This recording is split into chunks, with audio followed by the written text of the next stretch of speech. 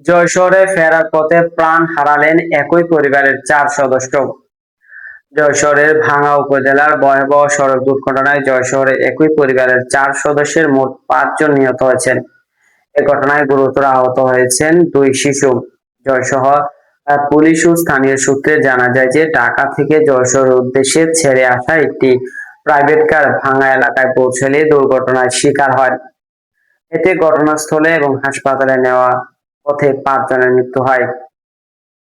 নিহতরা হলেন যশোর জিকরগাছা উপজেলার কুশলনগর গ্রামের শহীদুল ইসলামের স্ত্রী নূরজাহান, যার বয়স 50, তার 2 ছেলে আরিফ ইসলাম 24 বছর বয়সী, রাকিব 18 বছর বয়সী। একই এলাকার ইলিয়াস হোসেনের স্ত্রী আয়শা খাতুন 28 বছর বয়সী, 25 বছর বয়সী প্রাইভেট কারের অজ্ঞাত চালক।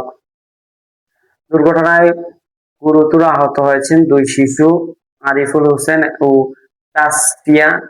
তাদের দ্রুত উদ্ধার করে স্থানীয় হাসপাতালে ভর্তি করানো হয়।